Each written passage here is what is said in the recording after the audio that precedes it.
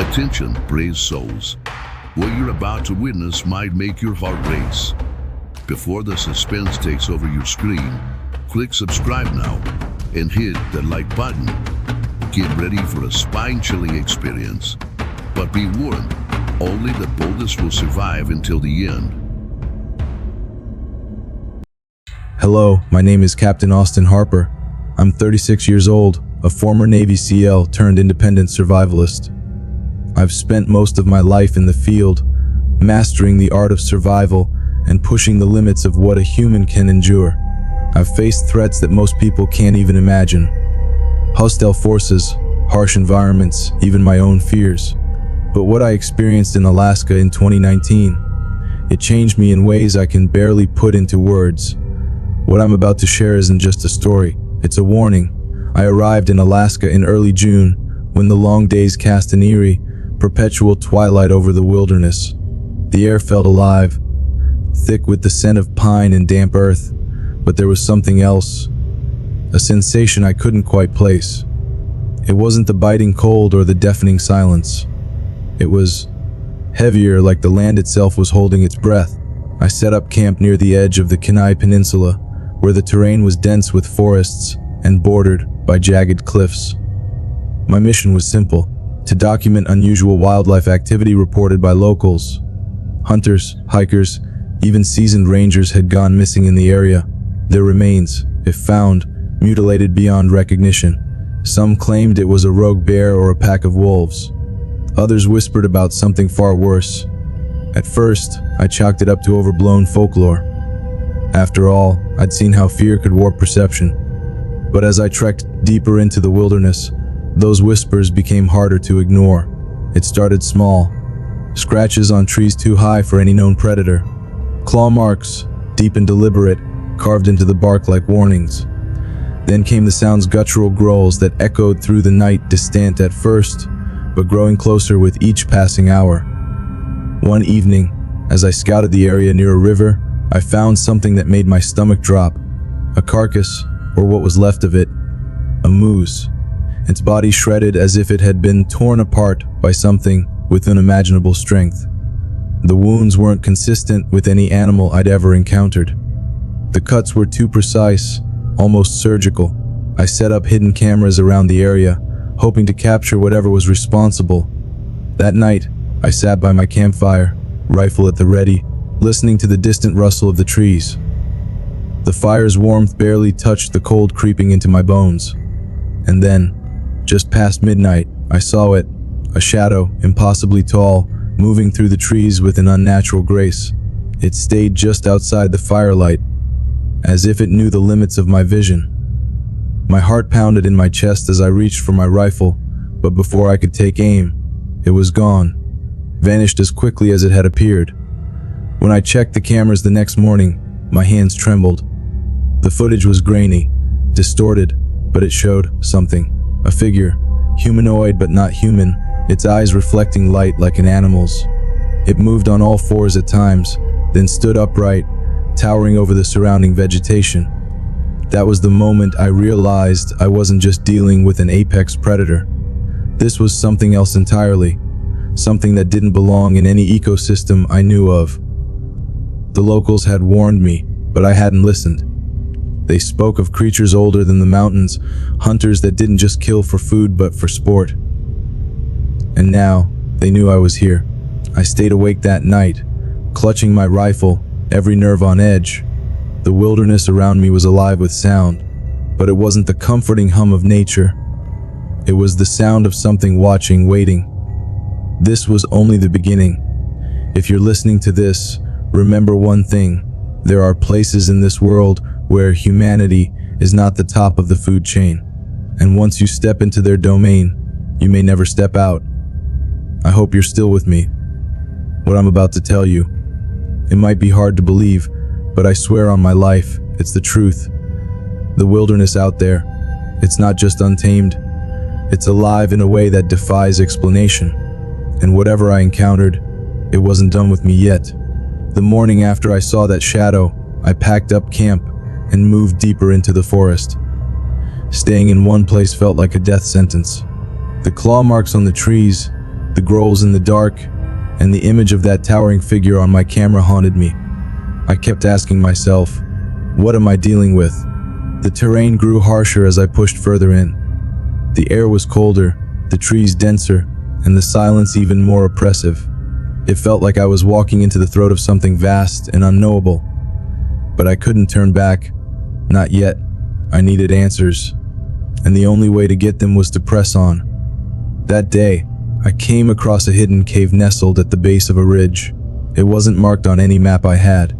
The entrance was narrow, almost concealed by hanging moss and jagged rocks. But inside, it opened into a cavern large enough to swallow a house. The smell hit me first. Rotting flesh mixed with something metallic. I had to cover my nose with my sleeve just to keep from gagging. My flashlight beam cut through the darkness, revealing bones scattered across the floor. Some were animal, moose, bear, wolf, but others looked disturbingly human. There were patterns in the way the bones were arranged, like some kind of ritualistic display. It wasn't random. It was deliberate. At the back of the cave, I found a piece of what I can only describe as a claw. It was sharp black and far too large to belong to any known animal. I slipped it into my pack, my instincts screaming at me to leave. That's when I heard it, a low, guttural growl that seemed to reverberate through the walls of the cave. My flashlight flickered, and for a moment, I thought I saw movement in the shadows. I didn't wait to find out what it was. I ran, my heart pounding in my chest, every step echoing like a gunshot in the narrow passage. When I emerged into the daylight, the forest was deathly silent. No birds, no wind, nothing. It was as if the entire world was holding its breath. I didn't stop running until I reached a clearing far from the cave. That night, the creatures came closer. I could hear them circling my new camp, their growls deep and menacing. They were testing me, pushing the boundaries of my defenses, my traps, my fire. They seemed to understand what they were and how to avoid them. I barely slept, my rifle in hand, every sound outside the tent amplifying my fear. At one point, I heard a snapping branch right outside. I held my breath, my finger hovering over the trigger, but whatever it was didn't attack. It was toying with me, letting me know it could reach me anytime it wanted. By the third night, I was starting to unravel. The isolation, the constant tension, the knowledge that I was being hunted, it was breaking me down. I kept replaying the footage from my cameras, trying to understand what I was dealing with. The creatures were always just out of focus, their movements too fast, their forms too alien. But one thing was clear, they weren't animals. They were something far more intelligent, something that didn't belong here, or anywhere.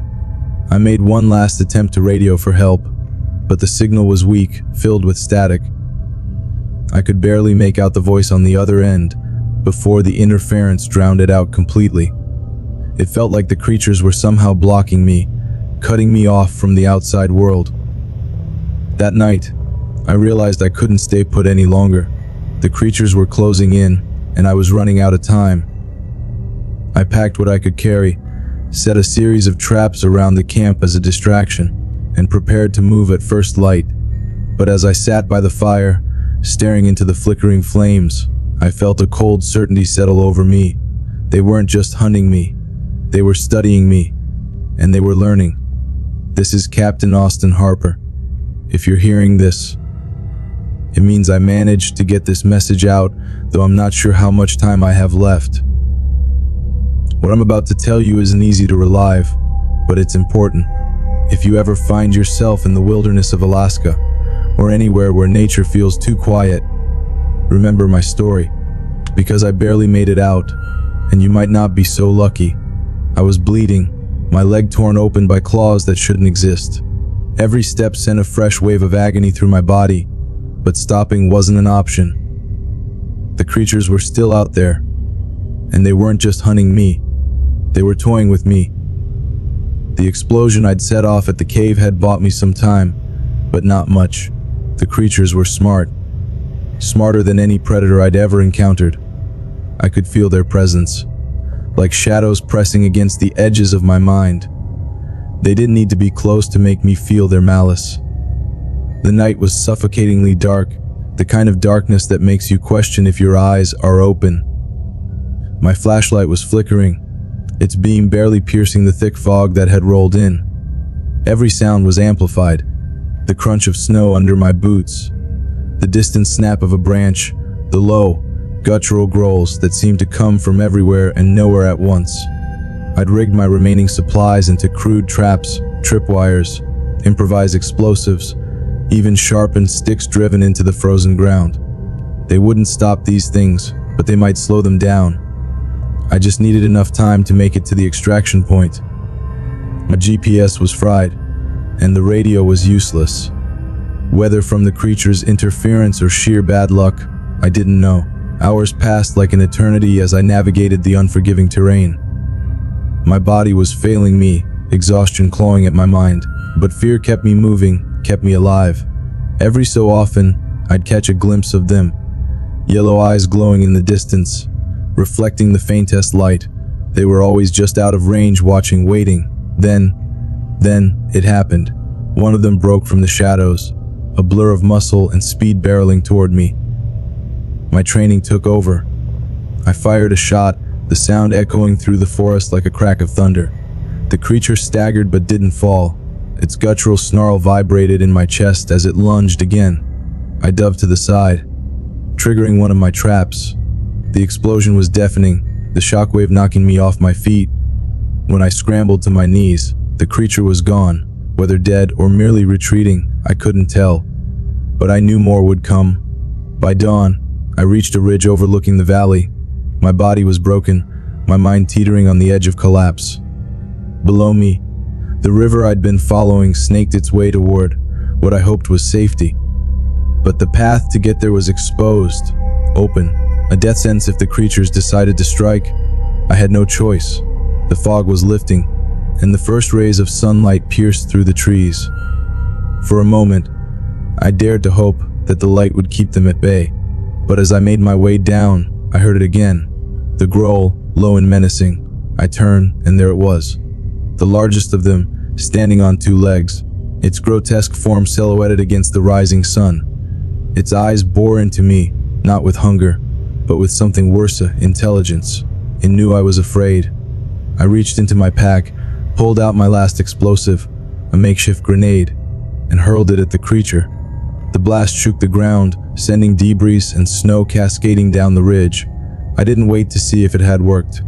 I ran, every ounce of strength I had left propelling me forward. When I finally reached the river, I threw myself into the icy current, letting it carry me away. The freezing water bit into my skin, but I didn't care. The creatures wouldn't follow me here.